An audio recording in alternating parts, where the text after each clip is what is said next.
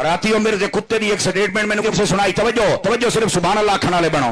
उस पता की आख्या है, अदे मैं इधर भी क्या है, आदा अल्लाह दे वलियां दे दरबारां ते अगर लंघन ना पक्के जिथे कुत्ते भौंकण, ये रात उस बेगैरत दी गल है। मैं अपने पाकिस्तान दे इदारे नूं आखांगा यो जे कुत्ते नूं लगाम पाओ। और दूसरी बात, महकमा औकाफ वाले नूं भी आखांगा कि जनाब हर जुमेरात आके गल्ले खोलण वाली नौकरी तुहाडी नहीं, जेड़े वलियां नूं भौंकदे ने उन्हां नूं भी इंज करो, एक बूली कुत्ते दा पटा लो, ਉਹ ਲੈ ਕੇ ਜੇਲ੍ਹ ਜਾਓ, ਇਹਦੇ ਗੱਲ 'ਚ ਗੱਤ ਕੇ ਨੂੰ ਧਰੀਕ ਕੇ ਲੈ ਆਓ ਤੇ ਦਾਤਾ ਸਾਹਿਬ ਦਾ ਗੱਲਾ ਖੁਲਵਾ ਕੇ ਨੂੰ ਪੈਸੇ ਵੀ ਖਾਓ। ਬਗੈਰਤਾ ਤੂੰ ਤਾਂ ਨਾ ਵਲੀ ਦੇਂਦਾ ਕੁਝ ਨਹੀਂ ਆਇਆ, ਤੇਰੇ ਪਿਓ ਨੇ ਦਿੱਤਾ। हाथ खड़े करके बोलो, हाथ खड़े करके बोलो। खान साहब आवाज आनी चाहिए, खोचा आवाज नहीं आ रहा, आपका क्या मसला है आपको? अभी तो हम मोहम्मद रजा को बयान करेगा बाबा, इस वास्ते जरा जागो।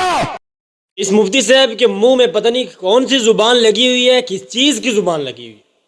ये मिंबर रसूल पर बैठकर कभी मुफ्ती तारिक मसूद को बंदर कह रहा होता है, कभी लगड़ बगड़ कह रहा होता है, कभी किसी को कुत्ता भी। तारिक मसूद उसका नाम है, उमरू अयार वर्गा ਉਹਦਾ ਮੂੰਹ ਹੈ, ਤੁਸੀਂ ਵੇਖਿਆ ਹੋਣਾ ਹੈ।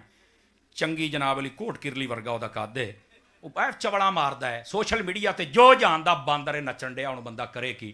ਜਿਹੜੇ ਬੰਦੇ ਨੇ ਉਹਨਾਂ किस दुनिया में पैदा हुआ है, और जो सामने बैठे हुए लोग हैं ये कैसे बेवकूफ़ लोग हैं कि इसको रोक ही नहीं रहे कि भाई तू मिंबर रसूल पर बैठकर ऐसी बातें कर रहे हैं। ये किस दुनिया में तूने जन्म लिया है, कहाँ से आया है? ऐसी गुफ्तगू किसी आलिम की ज़ुबान से निकल रही है और लोग खामोशी सुन रहे हैं। ये क्या चल रहा है भाई? ये कहाँ बैठा हुआ है? ये क्या है? एक मिनट के अंदर 5 मरतबा तो उसकी ज़ुबान पर लफ्ज़ आया कुत्ते का। क्यों तुम लोगों ने आप सल्लल्लाहु अलैहि वसल्लम की तालीमात को पांव तले रौंदा है? क्यों तुम लोगों ने अपने बुजुर्गों की कब्रों को चंदे का सामान बनाया है?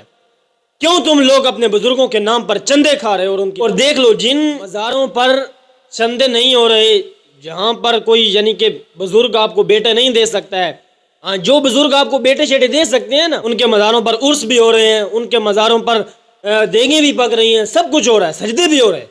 और जो बेचारा बुजुर्ग आपको बच्चे शच्चे नहीं देता, कोई बारिश नहीं देता, कोई कुछ नहीं करता ना, उसका मज़ार जो है वो वही हालत है जो ये मिर्जा कह रहा है। आज गवर्नमेंट चंदे बंद करे ना तो उस मजार के उत्ते तुहानू कुत्ते फिरते हुए नजर आएंगे, सफाई के लिए भी कोई बंदा नहीं मिलेगा। चंदों पे पलते हो तुम लोग, चंदों से खुद खाते हो और थोड़ा सा आवाम पे लगा के ये कहते हो कि बाबा मांग रहा है।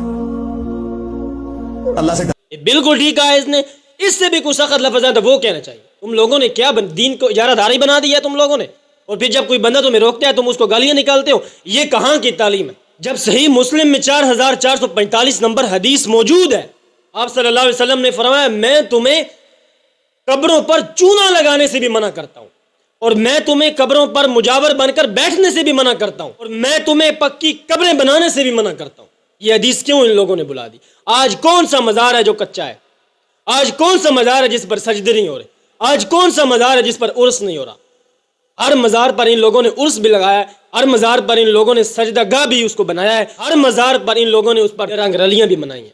और सही मुस्लिम में 2248 नंबर हदीस है, आप सल्लल्लाहु अलैहि वसल्लम ने फरमाया तुम कब्रों पर बैठो, इससे ये बेहतर है कि तुम्हें आग लगाई जाए, तुम्हारे कपड़े जल जाए, तुम्हारी चमड़ी जल जाए। ये हदीसें क्यों इन लोगों ने छुपाई? ये मुस्लिम में 2250 नंबर हदीस है, आप सल्लल्लाहु अलैहि वसल्लम ने फरमाया कि मैं तुम्हें कब्र की तरफ रुख करके नमाज पढ़ने से भी मना करता हूं।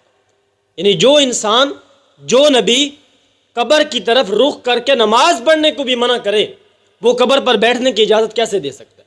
कब्र पर सजदा करने की इजाज़त कैसे दे सकता है? और जब इन लोगों को कोई रोकता है तो फिर उस पर गालियाँ, फिर उस पर गुस्ताखी के फतवे। ये किस दुनिया में जन्म लिया इन लोगों? सही मुस्लिम में 2240 नंबर हदीस है, हज़रत साद बिन अबी वक्कास फरमाते हैं अपनी मौत के वक़्त कि मुझे मेरी मौत के बाद लहद में उतारना और फिर मेरी कब्र पर कच्ची ईंटों के साथ मेरी कब्र को ढांप देना, जिस तरह रसूलुल्लाह की कब्र को ढांपा गया। तो पक्की ईंटें लगाने से भी मना किया गया कब्र पर। और इन लोगों ने क्या किया? अपने बुजुर्गों की कब्रों को सजदागाह बना डाला। बुखारी के अंदर हदीस है, आप सल्लल्लाहु अलैहि वसल्लम ने अपनी वफात के वक़्त फरमाया लानल्लाहुल यहूद वन नसारा इत्तखज़ू क़ुबूर अंबिया मसाजिदा। अल्लाह की लानत हो यहूदियों ईसाइयों पर, इन्होंने अपने नबियों की कब्रों को सजदागाह बना डाला। तो अगर यहूदी और ईसाई अपने नबियों की कब्रों पर सजदा करें तो उन पर अल्लाह की लानत हो, अगर मुसलमान करें अपने बुजुर्गों की कब्रों पर सजदा तो उन पर अल्लाह की रहमत कैसे हो सकती है?